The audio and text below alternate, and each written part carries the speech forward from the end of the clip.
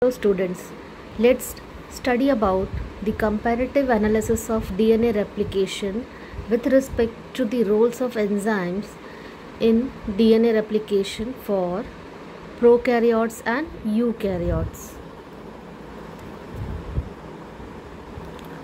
So before starting this lecture, first of all we should understand what are the different steps in DNA replication, for which we need to have a comparative analysis in reference to the prokaryotes and eukaryotes. So the very first step in the DNA replication of different organisms, whether they are prokaryotes or eukaryotes, we need to have one of the important factor, that is the presence of origin of replication. So as you can see in this case, the prokaryotes, they have a circular DNA in which they have a singular origin of replication, but in case of eukaryotes you can have n number of origin of replication.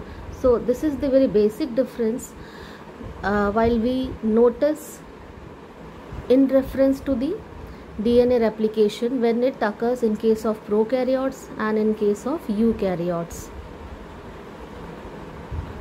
Now the next step in case of DNA replication is unwinding of the DNA double helix.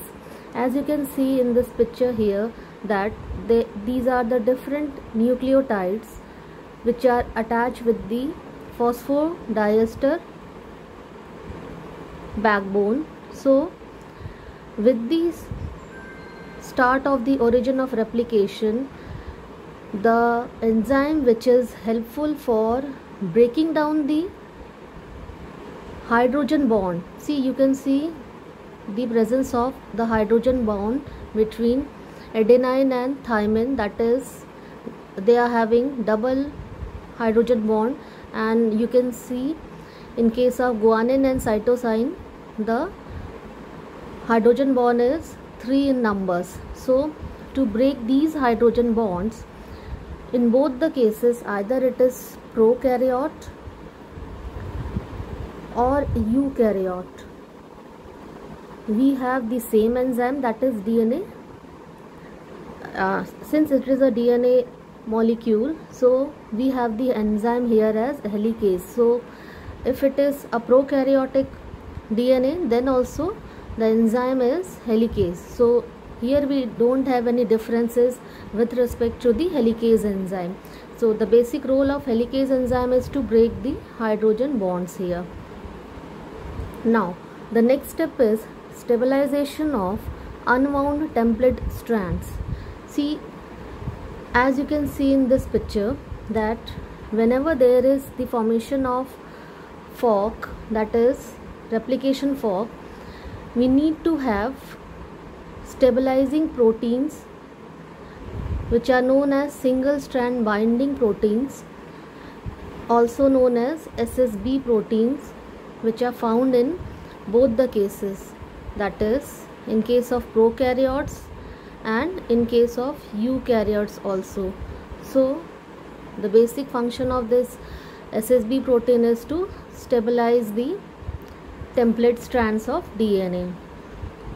The next step is the synthesis of RNA primers.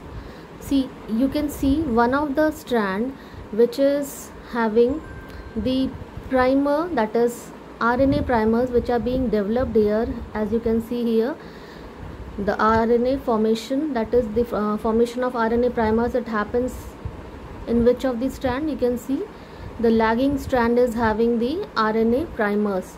So the formation of RNA primers or the synthesis of RNA primer is being channelized by primase enzyme, and it is similar in both the cases, that is in case of prokaryotes and in case of eukaryotes also. Now the next step is synthesis of DNA. See, whenever there is the formation of DNA, we have two type of strands. One is leading strand. Here you can see the first one is leading strand and the second one is lagging strand. So when we talk about the case of prokaryotes, we have a single enzyme responsible for the synthesis of DNA, that is leading or lagging strand. It is DNA polymerase 3.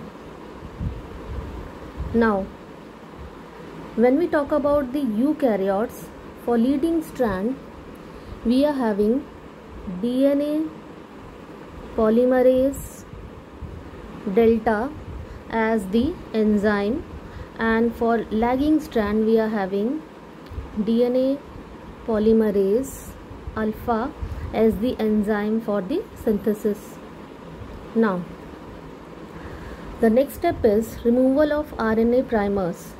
So for the removal of RNA primers, we have DNA polymerase 1 enzyme in case of prokaryotes, and we are having RNase H enzyme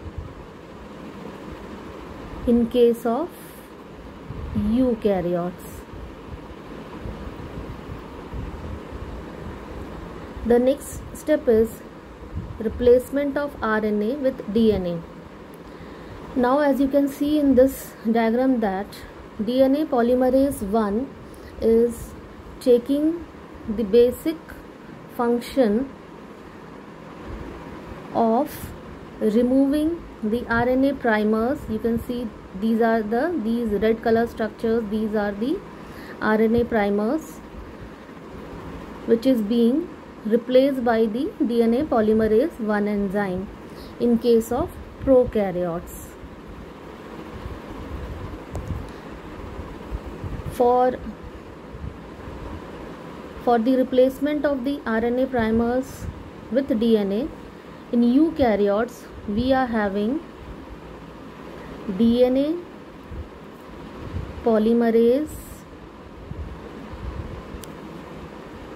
delta enzyme to perform this function. Now after this functioning, we need to join the Okazaki fragments which are formed on the lagging strand of the DNA. So you can see here, these are the regions where Okazaki fragments are being shown, and it is being joined by or ligated by the DNA ligase enzyme. So this enzyme is common for both prokaryotes and eukaryotes. So there is no difference, but we need to understand this step requires energy utilization. So in case of prokaryotes, this energy is being made available by the use of NAD molecule, that is nicotinamide dinucleotide, and in case of eukaryote, the energy is being supplied by the ATP molecule, that is adenosine triphosphate molecule. Now after this step, there is the need of removal of positive supercoils ahead of the advancing replication forks. So as soon as there is elongation of the replication fork, what happens? The coil, it begins to overwind the positive DNA helical stress. For that, to avoid this helical stress, one of the very important enzyme, that is DNA topoisomerase, this is DNA topoisomerase 2 enzyme, is needed to perform this function. So this DNA topoisomerase is also known as DNA gyrase enzyme, in case of prokaryotes, and it is known as DNA topoisomerase 2 in case of eukaryotes. Now the very next step after this is the synthesis of telomers.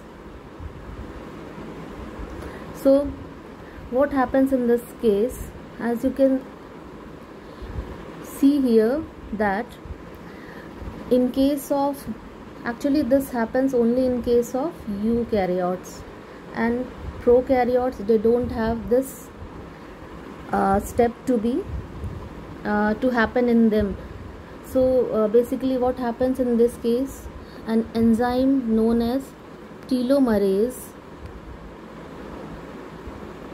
it helps to bind the end positions of the DNA molecules so as to terminate the DNA synthesis, or aging of the DNA molecule happens after this process.